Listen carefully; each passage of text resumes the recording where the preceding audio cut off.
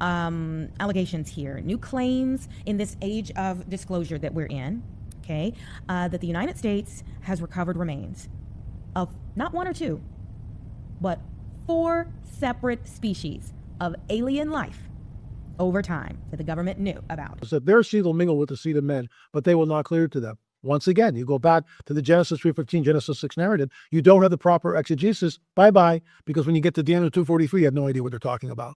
And you'll make up some ridiculous excuse, well, we really don't know, or whatever it is. And then Jesus warns us will be like the days of Noah. It all links together. It all goes back to Genesis 3:15. If people keep the pressure on, the records will come out, more of them, and they will be shocking, some of them. David Grush testified to bodies, non-human intelligence bodies. So there's got to be autopsies, there's got to be photographs and footage. Now, we don't want to see an alien body just for the fun of it. We need to know what they're capable of, and if they're friendly or not. We need to be ready. Percent that cannot be explained. Are you saying they're not real? No, no, no. I'm telling you that they are real. Those 2% are real. Have and still have to this date alien extraterrestrial bodies at around 10 to 12 facilities around the country. And I can name them if you'd like, but take it to the bank. The United States government has and does have these bodies, has examined them, and as my bizarre 3-minute film that I've been researching has shown, has interrogated for long-term purposes and long-term use actual living extraterrestrial entities. And this hasn't been one person. My colleague, Dr. Stephen Greer, has over 700 witnesses that have testified to the Legacy program. Seraphim Rose wrote a book on orthodoxy and the religion of life, I believe is the title. And in that, he specifically speaks about any type of alien encounter or vision as being demonic. So the demons are masking themselves in this alien format, and that leads to our deception and feeds into fear, and then that fear leads to confusion. Threat narrative is real because gray aliens are a threat. I don't care what anybody's told you. I don't care what you've heard. Gray aliens are a threat. Alien abduction happens. Yes, they are producing advanced human hybrid beings, human alien hybrid beings that look like us, but that are not us, and that can integrate seamlessly into human society without being detected. That's a threat. Okay? There is an alien threat. In my last video, I called out how some Christian commentators have completely lost the plot with all of this alien and hybrid nonsense. But the more I watch, some of which you've just seen, the more I realise something doesn't quite add up. These commentators constantly claim that the government has been hiding evidence of extraterrestrials, crashed spacecraft, alien cadavers, and that the government has been doing this for years. They repeatedly claim aliens are real. The Greys are impregnating women to create hybrid beings that look like us and walk among us. And disclosure is coming. And somehow they've merged all of this into biblical prophecy and connected it to Genesis 6, the Nephilim, demons, and the end times.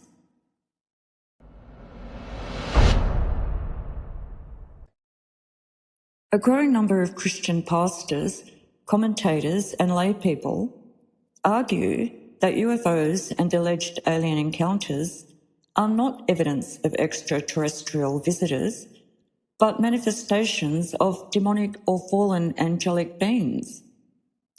Drawing on biblical teachings about spiritual deception, they contend that what modern culture interprets as aliens may be the latest expression of supernatural forces long described in Christian theology. But why is the alien phenomenon suddenly exploding in 2026? Some would argue that we're living in the end times, or at least approaching them. However, Jesus taught that no one knows the day or the hour of his return, not the angels in heaven, not humanity, and certainly not demons. So while many see current events as signs of the end times, any claim that the end is near for this generation remains speculation.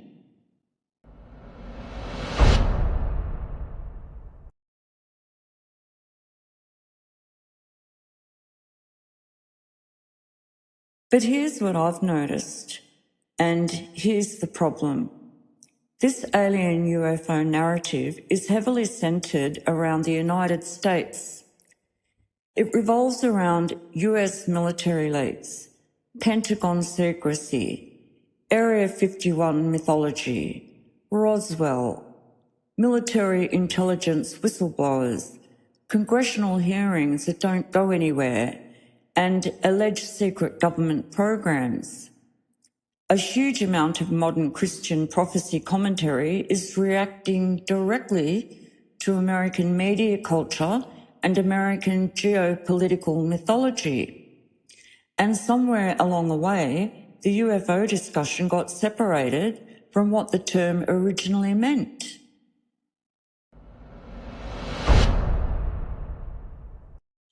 Let's remember what UFO originally meant. Unidentified flying object. That's it. Not aliens, not demons, not fallen angel breeding programs. A UFO is simply something unidentified.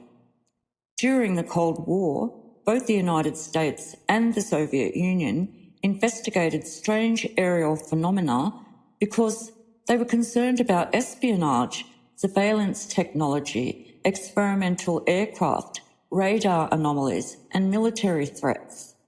But somewhere along the way, certain Christian commentary sensationalists began reshaping the term into an extraterrestrial framework. Then the speculation escalated further. Aliens became demons, UFOs become signs of the end times, and internet conspiracy theories became intertwined with biblical prophecy.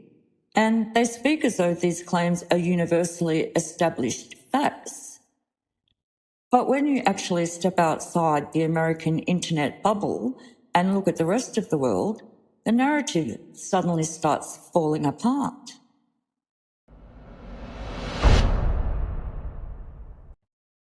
I live in Australia, and our government isn't holding constant public discussions about recovered alien spacecraft. Our military isn't holding regular hearings about interdimensional entities.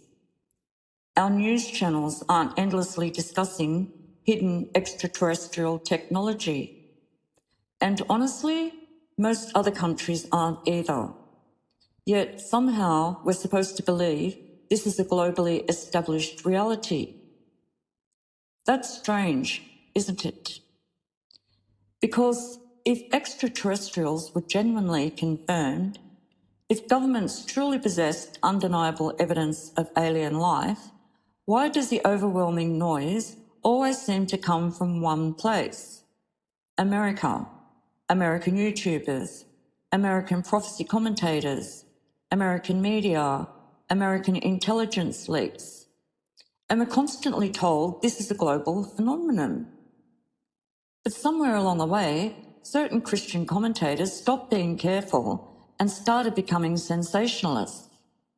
Now, every blurred spacecraft video becomes evidence. Every Pentagon statement becomes confirmation. Every unexplained light becomes the Great Deception. And Christians are eating it up. Why? Because these cells, mystery cells, speculation cells, and let's get real here, clickbait cells. And unfortunately, more and more Christian commentators seem far more interested in chasing clicks than handling scripture responsibly.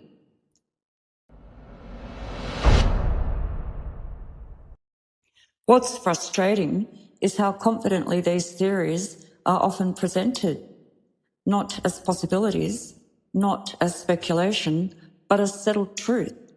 Aliens are demons. The government is preparing for a massive disclosure. The Nephilim are returning. The hybrids are already here.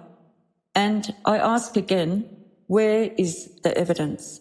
Because Scripture warns us repeatedly about false teachers, deception, myths, and people being carried away by endless speculation.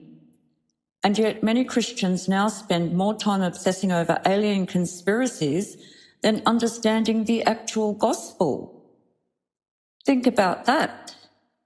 The early church confronted the Roman Empire armed with the truth of Christ. Now, some believers act like Christianity depends on decoding Pentagon footage. We are losing the plot. And here's the irony. The more outrageous the claims become, the more credibility Christian commentary loses in the eyes of the outside world.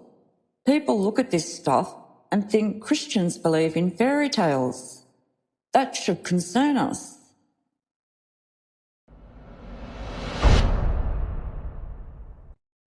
And before somebody misunderstands what I'm saying here, this isn't an attack on Americans. I'm specifically referring to American commentators because the overwhelming majority of modern UFO disclosure culture, alien conspiracy media, Pentagon leaked narratives, and end-time speculation surrounding extraterrestrials is coming out of the United States.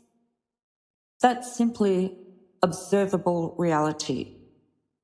The language, the hearings, the whistleblowers, the documentaries, the podcasts, the prophecy conferences, the intelligence leaks, the Area 51 mythology, almost all of it is deeply rooted in American media culture and American geopolitical history. So when Christian commentators build entire prophetic frameworks around these narratives, it's fair to ask whether we're dealing with biblical theology or whether we're watching American cultural mythology being repackaged as prophecy.